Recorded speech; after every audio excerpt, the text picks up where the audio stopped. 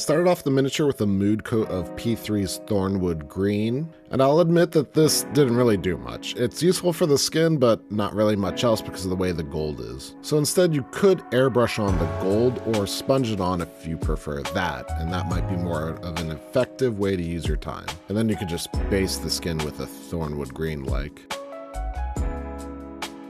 So let's really start off that miniature with a nice base coat of Dragon's Gold by Two Thin Coats. This is a very saturated, bright, strong gold, and it will work perfect for the Zealot. And we'll just slather this on the majority of the model. You want to thin your paint a little bit, but it can go on fairly heavily. This is a trooper, so we want to go fast, so you want to make sure that you are applying it pretty quickly. To shade that gold, we're going to take Gore-Grunta Fur contrast paint, and we're going to thin it down with a contrast medium or a Lamian medium or whatever. Even water works to a degree, but those contrast mediums are a little bit better. We will apply it over the entirety of the gold. And it is okay to have it a bit thicker or less thinned in some areas like the legs, which can be darker without really sacrificing the quality of your paint job. When you are working with contrast, you want to avoid pools, and if you see a pool, you can just take your brush, get it a tiny bit wet, and then just put it in the pool and absorb that contrast. And as that has dried, you can really see the warmth that has been put into that gold, as well as all the shadows in those crevices. This does do a lot of heavy lifting, but we're not done with that gold yet. We will continue on with the gold, and we will just reapply the Dragon's Gold, and this will act more as a highlight as we've taken that base Dragon's Gold and shaded it all down. So just by reintroducing the Dragon's Gold, you're going to be re-adding brightness to that gold. Make sure you're not replacing all of that shading that we did, just rebuild on the foundation that the contrast paint gave us. And when you're done, it looks great, but we want to have a little bit of color separation here. And if we take a look at the card, we can see some silver. I'm not going to do silver, but we can use those areas for our color separation. So we're going to take ProKrill's white gold, which is, as it says, a white gold, and apply it to those thighs. We'll also get the inner portion of the gauntlet, as well as the waist and collar. The color separation will be important so that way that the model doesn't look just like a single tone. It might be subtle with this white gold, but it does make a difference. And you can see here what a difference it does make. Now we will be shading it down, but we can definitely tell there's a difference in color. This will reduce the chance of the model looking like a golden blob and just give us a little bit more visual interest. To shade it, I'm going to water down some Reichland Flesh Shade from Warhammer Color, and I'm going to do this because I don't want the same shadow color I used for the other gold, because that might just return it to that blobby look. The wash will be less harsh than the contrast, but we don't want to apply a lot of it because we want that white gold look to remain.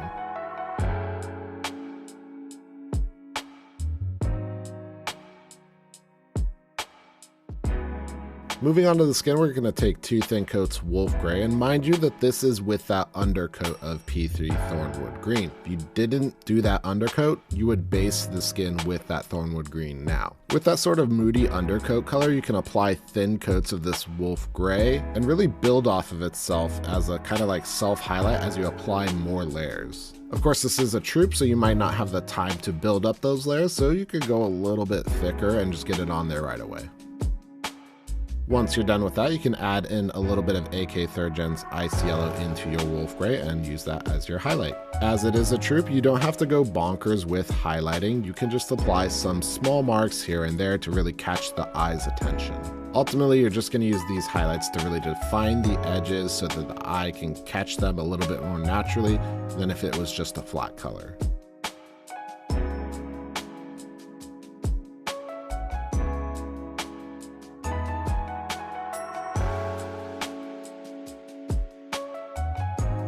And if you believe you went a little too ham with that highlighting, you can just glaze some of that Thornwood Green back in there. Although here I use Cuttlefish's Catacomb Lichen just to try out a new toy that I got from Adepticon.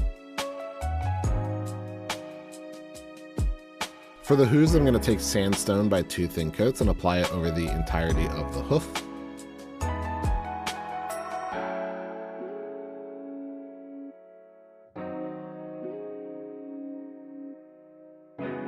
Then we'll highlight by adding some ice yellow into that sandstone, and you can just add a little bit towards the top of the hooves.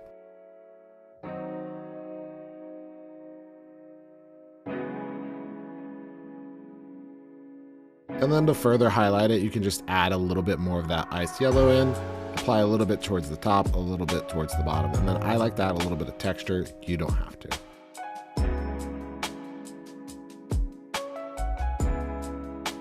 And then a little bit of watered down Agrax Earthshade applied over all of it will tie it all together.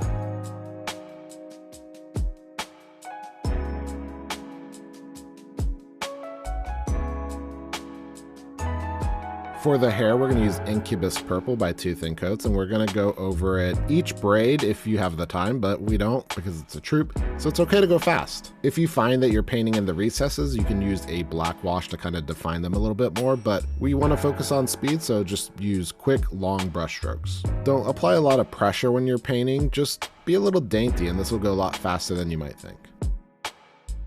Next, we'll take Enticing Purple by Two Thin Coats and do the same thing, except now we're going to focus more on the top of the braids rather than the midpoint or the bottom. Just focusing on the top is an easy way to get some volume or definition out of the hair. But as we get lower on the ponytail, I will add some shading towards that midpoint, just because it kind of makes sense with the way light hits. To start with the shiny bits, we'll take Bold Titanium White by Pro, which is the best white out there on the market. Undeniable. Get it. You'll apply it to the chest, you'll apply it to these shoulder bits, you'll apply it to the blade bits, you'll apply it to the blades themselves, as well as little dots in the eyes. After that, we'll take Talisar Blue Contrast Paint by Warhammer Color and just apply it on there. You can thin it down a little bit if you want, but it's not really necessary. This is honestly the easiest way to get a cool blue glowy effect without going hard or spending a lot of time on it. It's just a quick contrast over white and you're done. We will also do it with the energy blades because they are such a notable part of the model, and when you're applying it, you want to apply your brush strokes towards the source of the energy. After that, we'll take Ice Yellow and apply it towards the edges of the blade. When I painted Zeratul, I actually made the mistake of putting the brightest part on the inside where the energy is emitting from, and after looking at all the art of Protoss, the brightest is on the edge, so I'm fixing that mistake now. You can apply a little bit of this Ice Yellow in the middle, but not a whole lot. Then you can take a fluorescent blue. I'm using Cuttlefish Colors Altered Lightning, which is another fun thing I picked up at Adepticon. It is a glaze color, so it's going to be a bit thinner than your average fluorescent paint, but you can just take water and thin your fluorescent blue from another company just fine. But I do like this glaze color, and I'm happy to have them. And then to finish it off, you'll just add some pure white into your fluorescent and paint it onto the points where you want that blade brightest.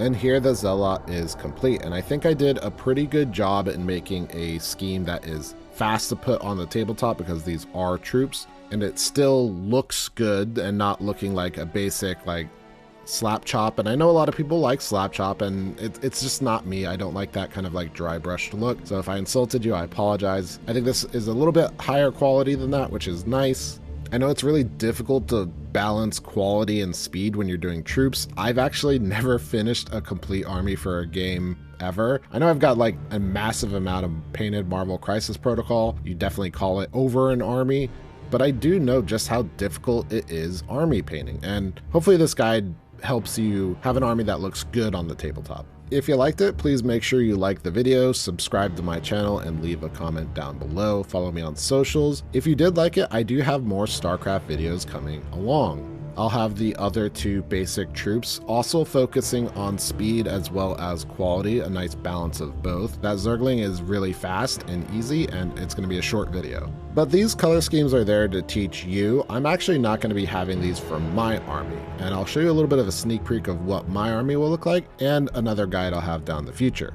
This is definitely a work in progress. I'm still kind of figuring out the formulas for all the colors, and I'm going to try to keep it a little bit more simple, but it's pretty complicated. If any of this interests you, smash that subscribe button, and I will catch you in the next one.